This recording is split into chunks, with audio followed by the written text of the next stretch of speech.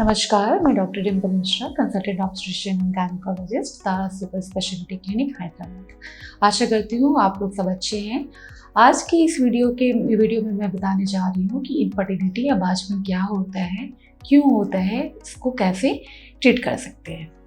आइए सबसे पहले मैं आपको एक स्टोरी बताती हूँ। कुछ पेशेंट या कपल्स हमारे पास आते हैं कि मैडम हमारी शादी के 3 महीने हो गए, हमने 3 महीने से कोशिश कर रहे हैं बच्चे के लिए, बट हम प्रेग्नेंट नहीं हो पा रहे। तो क्या हम लोग बोलेंगे कि इन्हें बांझपन की प्रॉब्लम है? नहीं, हम ऐसे पेशेंट को बोलते हैं कि आप 9 महीने और कोशिश करो, फिर हमारे पास आओ। तो बांझपन या इनफर्टिलिटी हम लोग कब कहेंगे?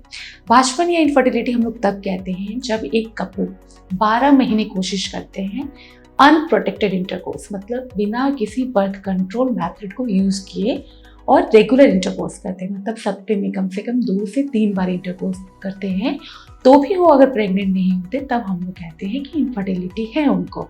मतलब इसके 3 क्राइटेरिया है: 12 महीना इंटरकोर्स करना without any birth control method, और रेगुलर इंटरकोर्स करना जो कि सप्ताह में 2 से 3 बार। अब ऐसे पेशेंट आते हैं हमारे पास ये प्रॉब्लम लेके कि हाँ ऐसे ऐसे हमने किया। अब ये एक चीज़ भी इम्पॉर्टेंट है आपके लिए जानना कि एक कपल जो बिल्कुल हेल्दी है, रेगुलर इंटरकोर्स कर रहे, जैसा मैंने बताया सप्ताह में 2-3 बार इंटरकोर्स कर रहे हैं, हेल्दी है, फिट है, फिर भी वो कंसीव नहीं हो पा रहे महीने में एक बार। 1 महीने में प्रेगनेंसी आने की संभावना सब कुछ अच्छा होते हुए भी बस 30% होती है। तो देखा गया है 12 महीने तक जब कपल कोशिश करते हैं तो उनको प्रेग्नेंट होने की जो संभावना है 80% होती है। वही जब वो लोग 2 साल तक कोशिश करते हैं तो ये संभावना 90% हो जाती है।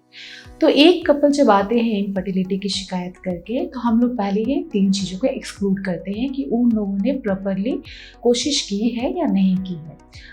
अब मान लीजिए उन लोगों के सारे क्राइटेरिया फुलफिल होते हैं तो हम लोग कंफर्म करते हैं कि हाँ उन्हें इनफर्टिलिटी की प्रॉब्लम होती है। तो अभी हम लोग जानेंगे कि इनफर्टिलिटी के क्या कारण हो सकते हैं। इनफर्टिलिटी सबसे बड़ी बात तो ये है कि ऐसा नहीं है कि इनफर्टिलिटी की प्रॉब्लम बस महिलाओं में होती है, पुरुष भी इनफर्टिलिटी के शिकार होते हैं। इसके बारे में मैं आपको आगे बताऊंगी। पुरुष में 30 से 50% कारण होता है इनफर्टिलिटी होने का, और महिलाओं में उनके डिफरेंट ऑर्गन के हिसाब से, जैसे यूट्रस, ट्यूब्स, ओवरीज, इसके हिसाब से परसेंटेज अलग अलग होते हैं। जैसे पहला कारण होता है एनओवुलेशन। महिलाओं में एनओवुलेशन मतलब एग का रिलीज ना होना, एग नहीं बनते। तो एग नहीं बनते तो प्रेगनेंसी तो नहीं आएगी, जिसका इंपॉर्टेंट कारण होता है पीसीओडी, जिसके बारे में मैंने आपको बहुत ही डिटेल्स में बताया है। ये होता है 25% कारण इनफर्टिलिटी का। नेक्स्ट आते हैं अनएक्सप्लेन्ड इनफर्टिलिटी। अनएक्सप्लेन्ड मतलब जहाँ हमें कारण नहीं पता चलता।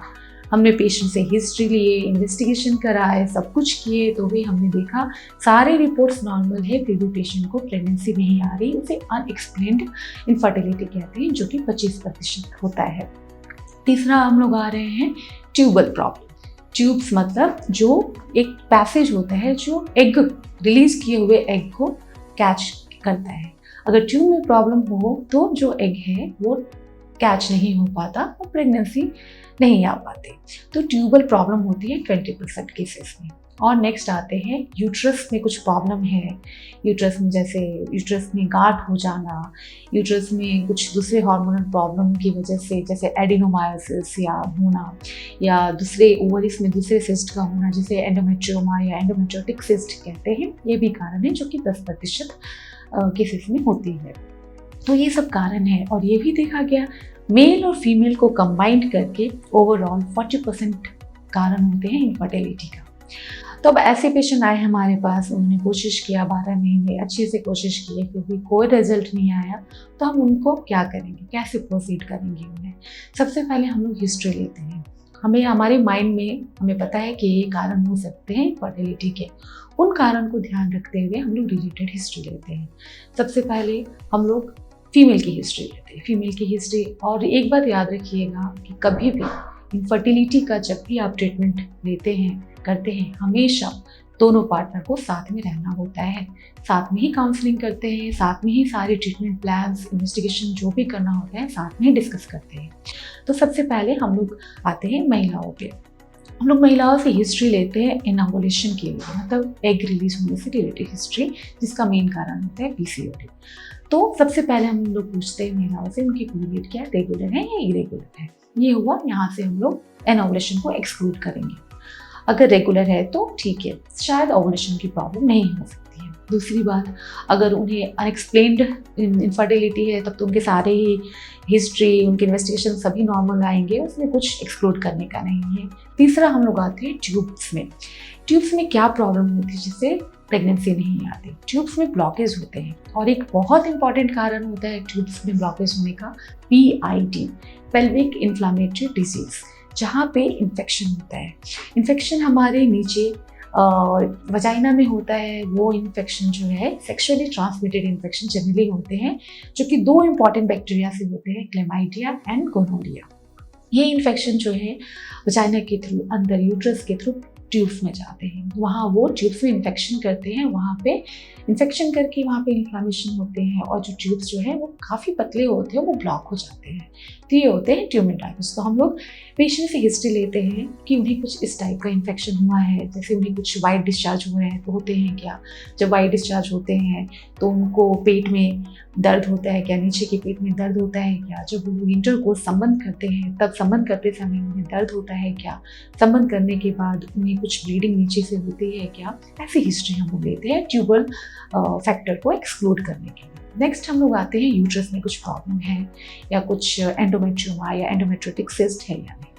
उसके लिए हम लोग पेशेंट से हिस्ट्री लेते हैं, उन्हें पीरियड में पेन होता है क्या। तो ऐसे हिस्ट्री से पहले हम लोग एक मोटा मोटा आइडिया लगा देते हैं कि पेशेंट को इनफर्टिलिटी की क्या प्रॉब्लम, क्या कारण हो सकते हैं। अब नेक्स्ट हम लोग आते हैं, हमने हिस्ट्री ले लिया पेशेंट से, अब हम लोग आते हैं इन्वेस्टिगेशंस। बेसिक इन्वेस्टिगेशन जो होते हैं एक इनफर्टिलिटी के कपल के लिए, वो हम लोग एडवाइस करते हैं। इसके पहले हम लोग जानेंगे कि पुरुष में हम लोग क्या हिस्ट्री लेते हैं।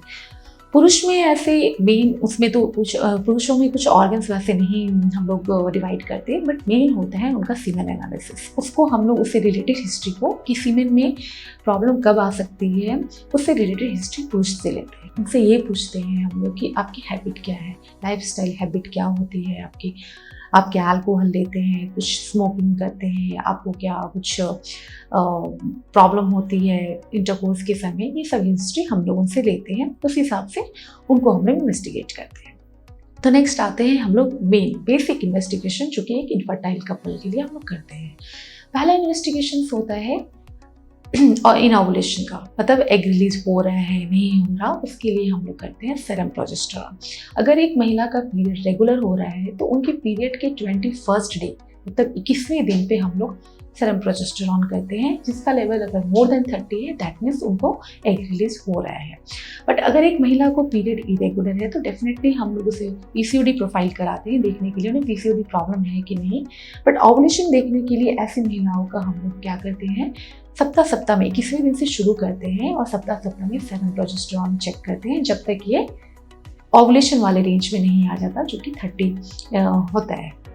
अब नेक्स्ट हम लोग करते हैं ट्यूब्स देखने के लिए। जैसा मैंने बताया आपको, ट्यूब ब्लॉकेज होने पे भी फर्टिलिटी की प्रॉब्लम होती है, तो ट्यूब्स देखेंगे हम लोग। उसके लिए हम लोग एक इन्वेस्टिगेशन करते हैं जिसका नाम है HSG टाइप का एक्सरे होता है। वहाँ हम लोग नीचे से वजाइना के थ्रू अंदर यूट्रस में एक डाई पुश करते हैं। डाई को पुश करके हम लोग एक्सरे में देखते हैं कि ट्यूब्स की क्या कंडीशन होती है। उसके बाद नेक्स्ट आते हैं husband semen analysis after 3 days of abstinence. Semen analysis करते हैं, वहाँ पे सीमेन के बारे में सारी डिटेल्स हमें पता चल जाते हैं, मोटिलिटी, मॉर्फोलॉजी, सीमेन की वाइटलिटी कैसी है, कुछ इन्फेक्शन है क्या है, सब कुछ वहाँ से पता चल जाता है। और नेक्स्ट आते हैं चौथे इन्वेस्टिगेशन, जो कि है पेल्विक स्कैन, मतलब सोनोग्राफी करते हैं, जहां हम लोग देखते हैं यूट्रस में कुछ प्रॉब्लम है क्या, कुछ ओवरीज में कुछ सिस्ट है या कुछ दूसरी प्रॉब्लम है, कहीं पेल्विस में दूसरी जगह पे कुछ प्रॉब्लम है क्या। ऐसे हम लोग पेशेंट को इन्वेस्टिगेट करते हैं। अब पेशेंट का हमने हिस्ट्री ले लिया कि उन्हें क्या प्रॉब्लम हो सकती है, उन्हें इन्वेस्टिगेट किया। मान लीजिए पेशेंट को इन्वेस्टिगेट करा हमने, कहीं पे भी कुछ नहीं आ रहा, सारे रिपोर्ट्स नॉर्मल है, तो ये किस कैटेगरी में जाते हैं, अनएक्सप्लेन्ड इनफर्टिलिटी। तो अनएक्सप्लेन इनफर्टिलिटी जब पेशेंट को आते हैं तो ऐसे कंडीशन में ऐसा नहीं है कि हम लोग इमीडिएटली उनको ट्रीटमेंट करना या IUI या IVF एडवाइस करना शुरू कर देते हैं। हम उन्हें और एक साल कोशिश करने के लिए बोलते हैं कि आप और एक साल ट्राई करो। अगर उनके एज जो है, अगर नॉर्मल रेंज, अगर महिलाएं 35 के नीचे हैं तो उस कंडीशन में हम उन्हें कहते हैं कि आप और एक साल कोशिश करो। उसके बाद फिर भी कुछ नहीं होता, देन हम लोग कुछ इंटरफेयर करेंगे, कुछ ट्रीटमेंट प्लान करेंगे, क्योंकि 2 साल कोशिश करने के बाद प्रेगनेंसी के चांसेस जो है 90% हो जाते हैं। तो ये हुए अनएक्सप्लेन इनफर्टिलिटी के लिए। बाकी जैसे PCOD की प्रॉब्लम है, एग रिलीज नहीं हो रहा, तो हम लोग उसके लिए ट्रीटमेंट करेंगे। ट्यूब्स में ब्लॉकेज है तो उसके लिए हम लोग ट्रीटमेंट करेंगे। जैसे जैसे जो कारण होता है उस हिसाब से हम लोग ट्रीटमेंट करेंगे पेशेंट को प्रेगनेंसी के लिए। इस वीडियो को देखने के लिए धन्यवाद। आशा करती हूँ ये वीडियो पसंद आया हो। अगर आशा करती हूँ कि आपको मैंने इनफर्टिलिटी क्या है, इसको कैसे इन्वेस्टिगेट करते हैं, इसके बारे में मैंने आपके डाउट्स क्लियर किए हो। बट फिर भी आपको कुछ डाउट है तो नीचे हमें कमेंट करें, मैं पूरी कोशिश करूँगी कि आपके क्वेश्चंस के आंसर्स देने के। धन्यवाद।